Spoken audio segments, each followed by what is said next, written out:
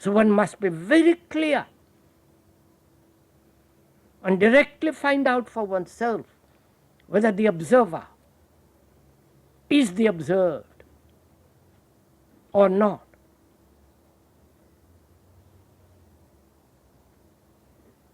And this again is part of this whole thing called meditation.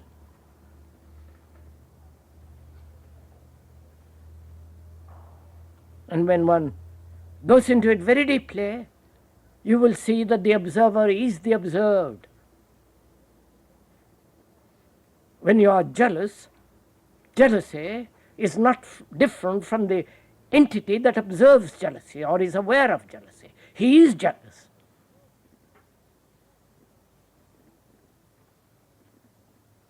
He is the reaction which is called jealousy.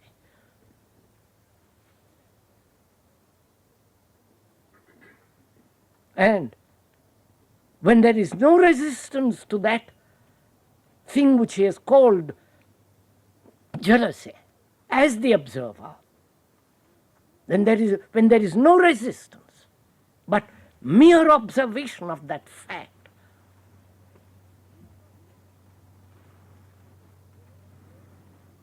then you will see that the word is not the thing,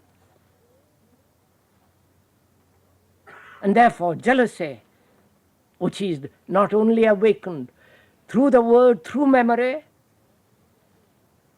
and thereby brings about the observer as different from the observed, and the understanding of all that frees the mind from jealousy.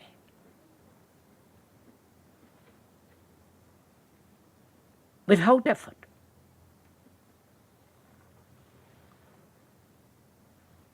And it's part of meditation,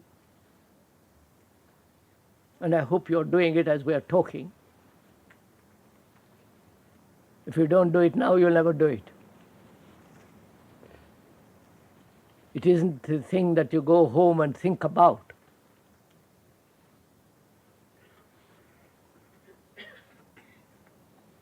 You are doing it all the time as you are living, every minute of the day, as you walk, as you talk. And that's the beauty of meditation, so that the mind becomes acutely aware of itself and therefore highly sensitive and intelligent and deeply honest, so that there is no distortion, no illusion.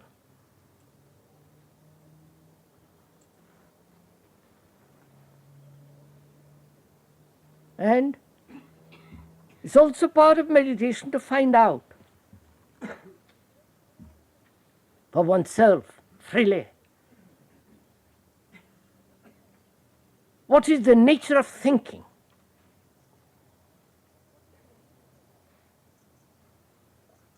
What is the beginning of thought? And whether the mind can be completely still and to find out when the action of thought is necessary and when it is not.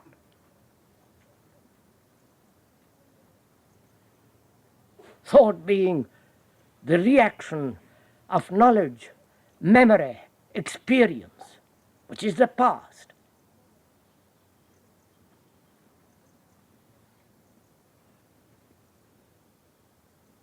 And when we are thinking, we are living in the past. We are the past.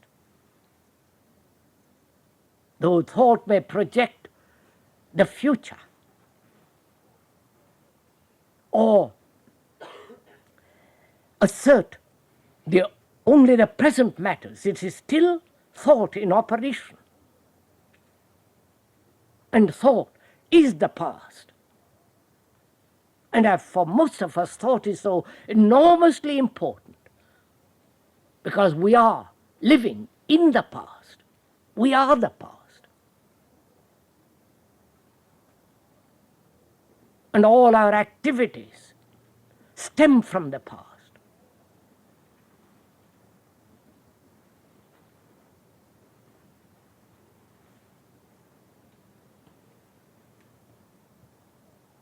And is part of that meditation to find out where the act of thinking is absolutely necessary, logical, healthy, clear, without any personal like and dislike interfering with thinking. And when thought must be absolutely quiet.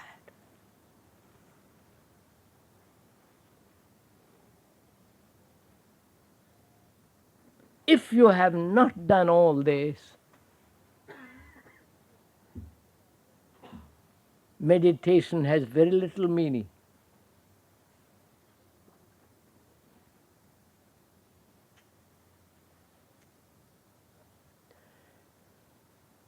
And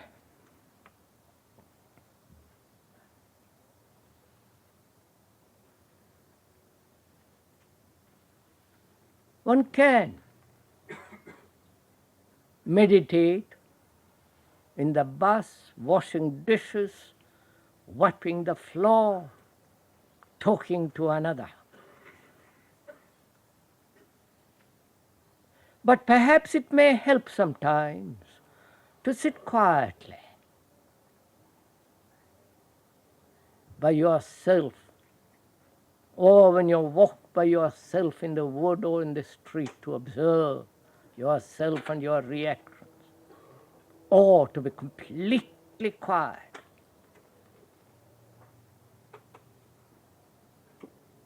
You know, the whole idea of sitting in a certain posture, as they advocate it out of the East, is very simple. It is to sit straight so that the blood goes to your head properly. But if you slop over, doubled up, naturally it's much more difficult for the blood to go to the head.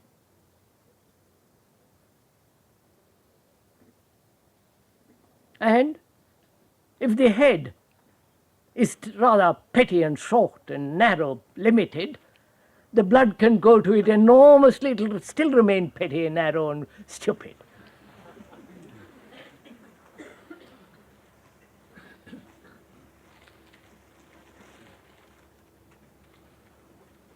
And one should, if one is really serious about meditation, not only observe this whole thing that has been said this morning, but also to see if the body can remain completely quiet.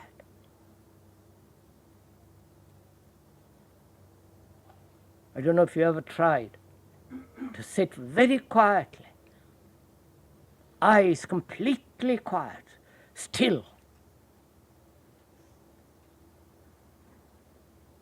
and you're breathing regular. And that's another trick out of the East, that you must breathe very regularly, and there are various systems of breathing. You know, everything is reduced to mechanical process. Because obviously, when you know how to breathe very deeply, the body becomes still and the mind becomes still, but the rest of it.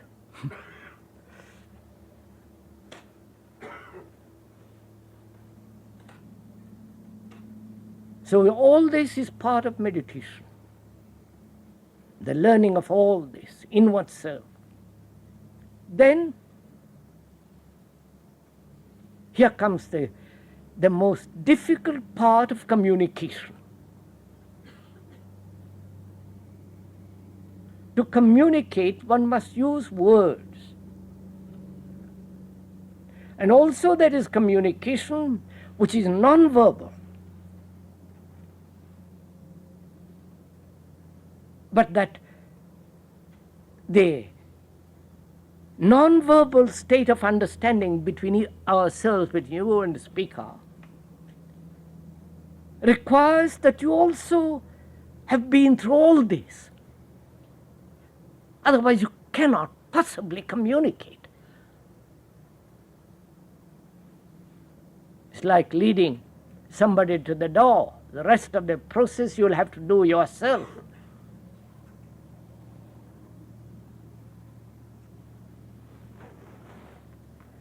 And the whole promise of meditation is that you will have eventually a still mind. A mind that is highly awake, the promise. That is still, that is capable of going into itself to depths that are impossible for a mind that is full of effort. That is generally what is promised in all these systems.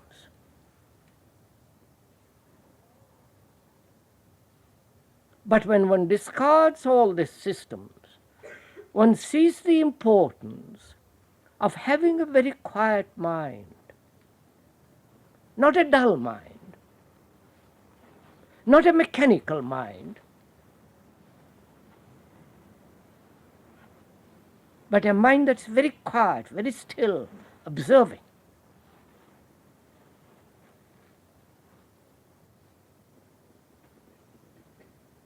And silence is necessary to observe, to listen.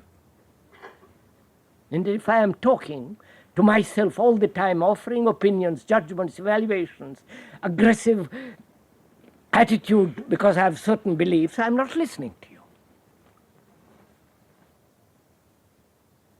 I can only listen to you when the mind is completely quiet, listening. Not resisting, agreeing or disagreeing, but actually listening with one's whole being. For that there must be silence to listen. If you would see the beauty of a cloud or a tree, you must look at it completely quietly.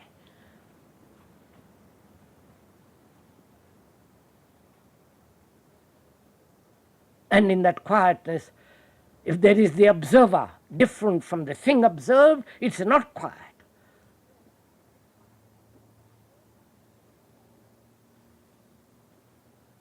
So, they say, take drugs in order to induce the mind chemically to observe so fantastically, so intensely, so intimately, that the space between the observer and the thing observed disappears.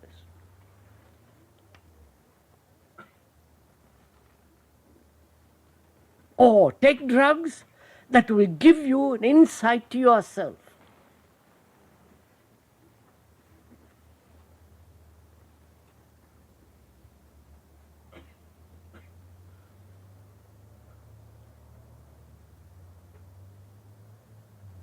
After all, a frightened mind taking a drug for the moment might free it from the fear.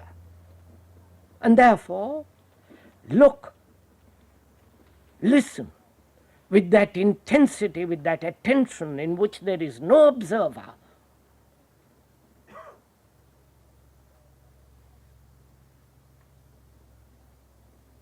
But that mind is still frightened after it is gone over, has taken the trip or whatever they do. There's still fear. So one depends more and more inwardly on something. Drug, master, a guru, a belief. And therefore, more and more dependence and more resistance and fear.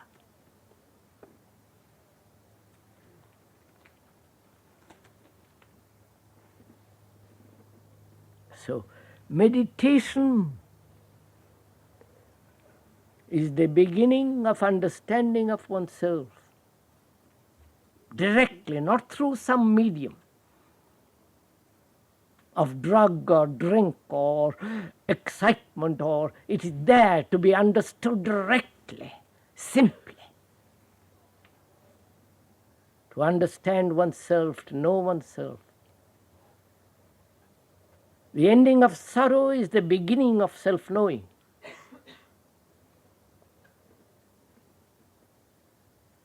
And as most of us are burdened with great many sorrows,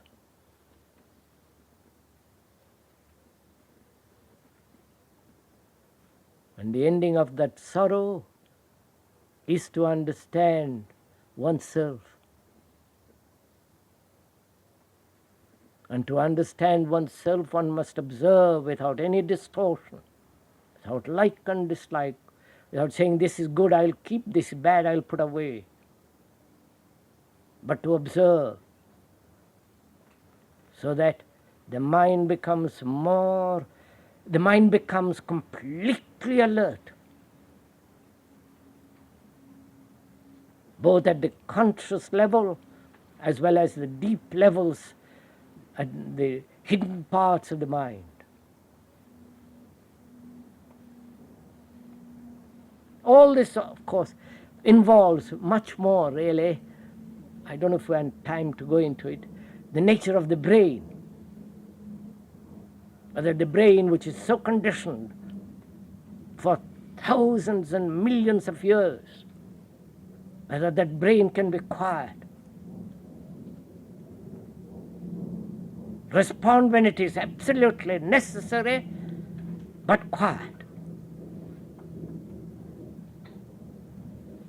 That's also part of meditation. So when one has gone through all this, understood it, there comes a quietness, a silence that is beyond all verbalization.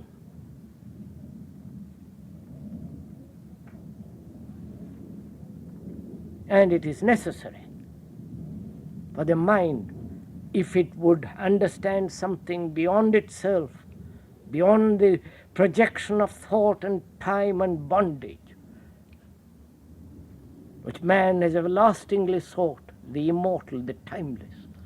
It's only then that perhaps the quiet mind can come upon it.